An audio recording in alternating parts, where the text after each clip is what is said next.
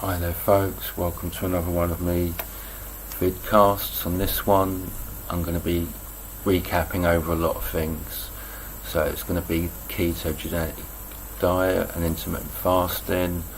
I'm going to be talking a little bit and recapping on cryptocurrency and assets, and I'm also going to be recapping over a couple of charities and some mistakes I've made.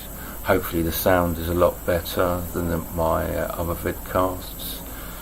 So here we go. Yeah, with regards to the ketogenic diet, it's something that really improves your lifestyle.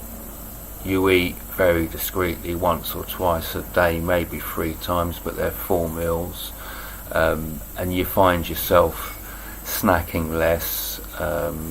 And a lot of people's cases that have had stomach issues, they're finding that their stomach is improving.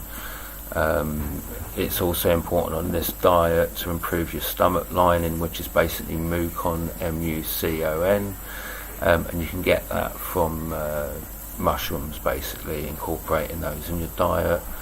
I think the main thing I wanted to say about keto is not just about eating meat, it is actually in a lot of fat. So you're looking at dairy products like cream, butter, yogurts. People talk about smoothies, but another option is to make creamies, where in a blender you blend some cream with some water, get it to a nice consistency, then you can basically add some 100% fat yogurt to that, or as much as you can get, and make a creamy basically. So you want to have one of those a day, and then you want to have a good keto meal at least once or twice a day, and then after a few days you'll want to fast for a day or two, which is very healthy for your system as well, as long as you have that high fat intake, because that's what you're going to be using as energy instead of carbohydrates and sugars. So yeah, that's a basic roundup of keto. Please look into it and do your own due diligence on that, and love to hear your comments with regarding that. Now, with regarding crypto, well, we've had announcements about Binance Jersey, which is going to basically be the new Fiat exchange for Binance, and there's a lot of coins on Binance, so it's going to make life a lot easier for those trading, especially with Binance's improved security now. All those things come into play. Another thing that would be important to mention and round up is Bitcoin Hex, where it's just, you get Bitcoin Hex tokens received from an airdrop, and then you can stake them and earn basically salaries from staking and mining basically those coins, those tokens. There's going to be a referral link for that downside. Stakebase, I just wanted to say about Stakebase, I've done a video on that, but I'm really interested in what they're doing. I'd love it if they did something like a stake spend, where you could actually keep your stake salary coins that you've earned, and either keep them on a stable coin like Tether or True US Dollar, or you can actually keep them on, keep them as the coins that they are, or tokens that they are, and actually have the price tied to a moving average, like a 2-week or 1 month moving average, for example. So there's less volatility when it comes to spending. If Stakebase were to do that, and the remote staking as well through Nano Ledger wallets, that would be an absolute winner. So let's just hope that that exchange comes out soon in March, first of all.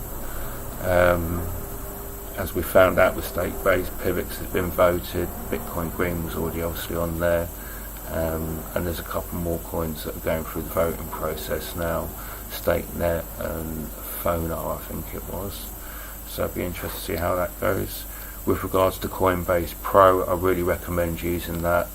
If you do limit, you get the option to basically do limit orders, and when you transfer your fiat onto there, it doesn't instantly get changed into Bitcoin or any other cryptocurrency at high price. It stays on the platform as fiat currency, and then you can make an order with that and save on trading fees.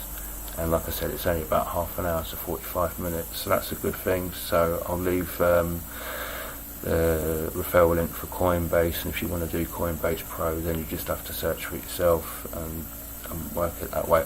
One tip I found out, Coinbase Pro, a good option is to trade it into Litecoin, especially if you want to send it off the platform. It's very fast and free, Litecoin, and also on certain exchanges you send it to, the Litecoin is worth a little bit more sometimes, so there's a little bit of arbitraging there for you where you can make.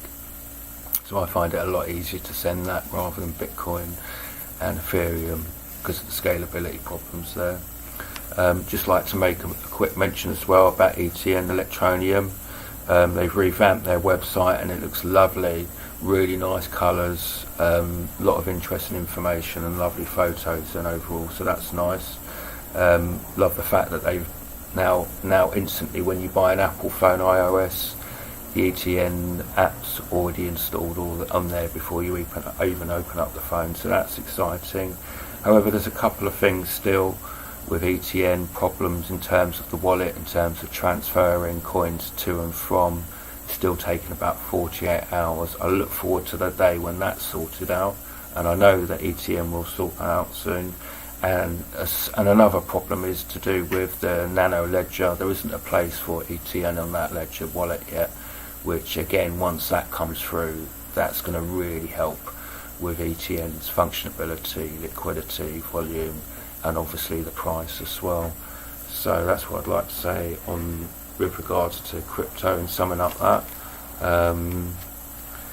Moving on briefly now, the last points I'd like to talk about are the two charities I've mentioned before. So the first one really is to do with, it's kind of like an experimental project in a way, but they're called Practical Action is the name of the charity, and they're doing some excellent projects in Zimbabwe, where they're actually using solar panel farms to actually help draw the water up from the ground and store it in big vats to then irrigate the lands and improve their lines dramatically. They've also got filters involved in that, and there's also a lot of teaching and a lot of donations given away in terms of seeds, so they can crop and so they can make their own crops and techniques on how to improve their basic farming methods. So that's one that's really important, and that is www.practicalaction.org/end-poverty. So you can go on that site and look them up, and I'll leave a link for them in the description down below. And the other kind of charity I wanted to talk about, which is actually a crypto coin, which is called KWH. They're operating, I think, from Senegal in Africa. Again, they're doing solar farming, but they're using the solar panels to help locals mine cryptocurrency, and then to trade, then to go into the towns and then trade that, and again get resources and improve their lives in the countryside. So yeah, that's KWH Coin. Some really good vidcasts on that by Crypto Rich. So have a look out for his videos on YouTube. So yeah, that was basically my recap with regards to crypto of late. So anyway, thanks for your time. Please like and subscribe. Cheers.